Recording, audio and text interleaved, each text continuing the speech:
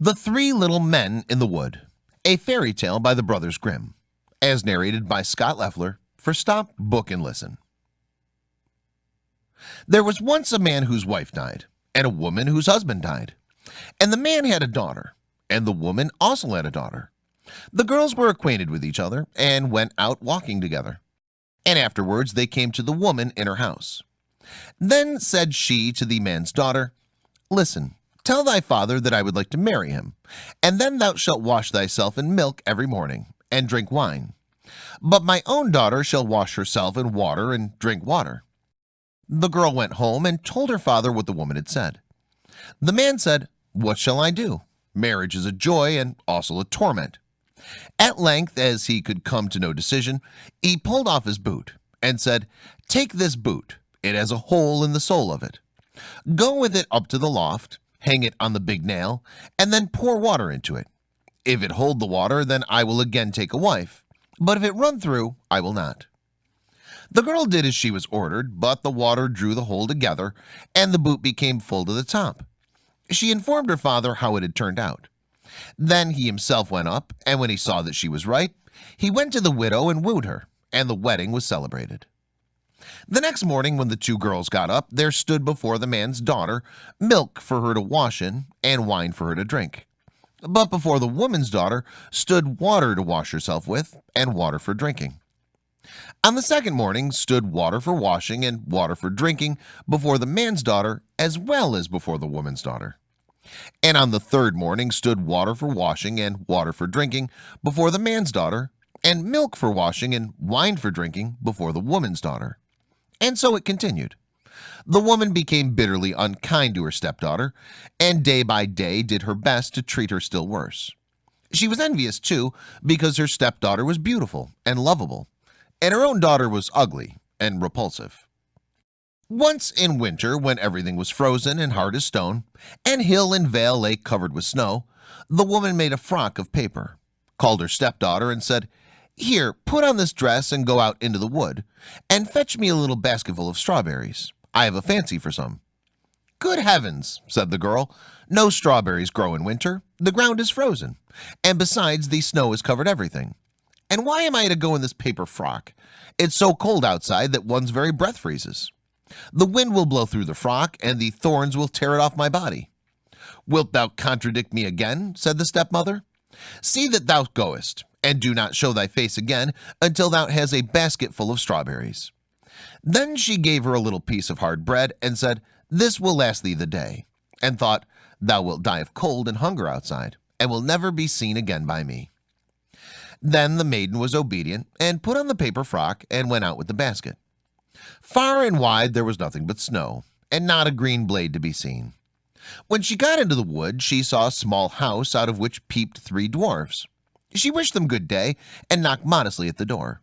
They cried, "Come in," and she entered the room and seated herself on the bench by the stove, where she began to warm herself and eat her breakfast. The elves said, "Give us too some of it." "Willingly," said she, and divided her bit of bread in two, and gave them the half. They asked, "What dost thou here in the forest in the winter time in thy thin dress?"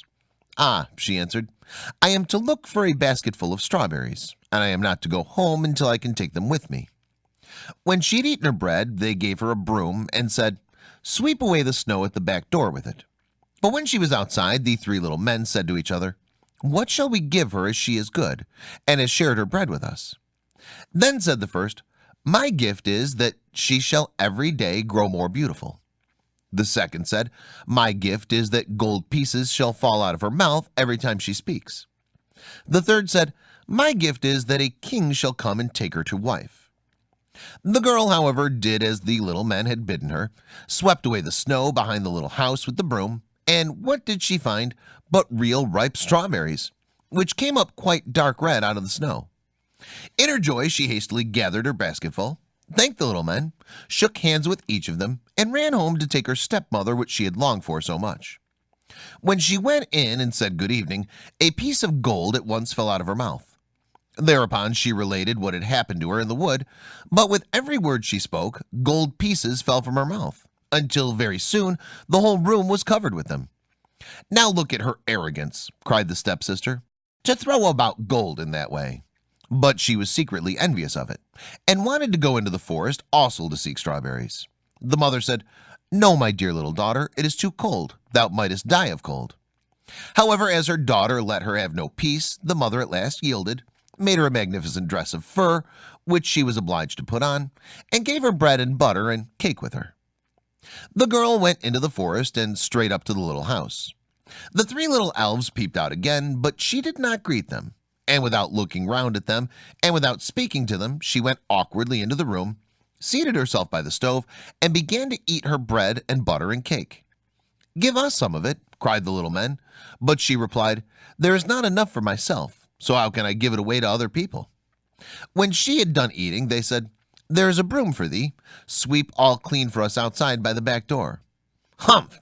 Sweep for yourselves," she answered. "I am not your servant."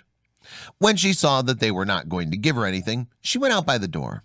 Then the little men said to each other, "What shall we give her, as she is so naughty, and has a wicked, envious heart, that will never let her do a good turn to anyone?" The first said, "I grant that she may grow uglier every day." The second said, "I grant that at every word she says, a toad shall spring out of her mouth." The third said, "I grant that she may die a miserable death." The maiden looked for strawberries outside, but as she found none, she went angrily home. And when she opened her mouth and was about to tell her mother what had happened to her in the wood, with every word she spoke, a toad sprang out of her mouth, so that everyone was seized with horror of her. Then the stepmother was still more enraged, and thought of nothing but how to do every possible injury to the man's daughter, whose beauty, however, grew daily greater. At length she took a cauldron, set it on fire, and boiled yarn in it. When it was boiled, she flung it on the poor girl's shoulder and gave her an axe in order that she might go on the frozen river, cut a hole in the ice, and rinse the yarn. She was obedient, went thither and cut a hole in the ice, and while she was in the midst of cutting, a splendid carriage came driving up, in which sat the king.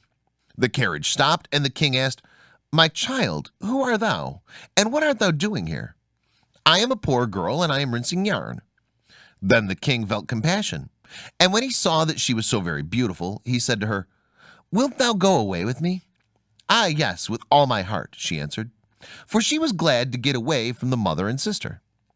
So she got into the carriage and drove away with the king. And when they arrived at his palace, the wedding was celebrated with great pomp, as the little men had granted to the maiden. When a year was over, the young queen bore a son, and as the stepmother had heard of her great good fortune, she came with her daughter to the palace and pretended that she wanted to pay her a visit. Once, however, when the king had gone out and no one else was present, the wicked woman seized the queen by the head, and her daughter seized her by the feet, and they lifted her out of the bed and threw her out of the window into the stream which flowed by. Then the ugly daughter laid herself in the bed, and the old woman covered her up over her head. When the king came home again and wanted to speak to his wife, the old woman cried, "Hush, hush, that can't be now. She's lying in a violent perspiration. You must let her rest today." The king suspected no evil, and did not come back again till next morning. And as he talked with his wife and she answered him, with every word a toad leapt out, whereas formerly a piece of gold had fallen out. Then he asked what that could be, but the old woman said that she had gotten that from the violent perspiration, and would soon lose it again. During the night, however, the scullion saw a duck coming swimming up the gutter, and it said, "King, what art thou doing now? Sleepest thou, or wakest thou?" And as he returned no answer, it said, "And my guests, what may they do?" The scullion said, "They are sleeping soundly too." Then it asked again, "What does little baby mine?" He answered, "Sleepeth in her cradle fine." Then she went upstairs in the form of the queen, nursed the baby, shook up its little bed, covered it over, and then swam again down the gutter in the shape of a duck. She came thus for 2 nights. On the third she said to the scullion, "Go and tell the king to take his sword and swing it 3 times over me on the threshold." Then the scullion ran and told this to the king, who came with his sword and swung it thrice over the spirit. And at the third time his wife stood before him strongly, living and healthy, as she had been before. Thereupon the king was full of great joy. But he kept the queen hidden in a chamber until the Sunday when the baby was to be christened. And when it was christened, he said, "What does a person deserve who drags another out of bed and throws him in the water?" "The wretched deserves nothing better," answered the old woman, "than to be taken and put in a barrel stuck full of nails and rolled downhill into the water." "Then," said the king, "thou hast pronounced thine own sentence."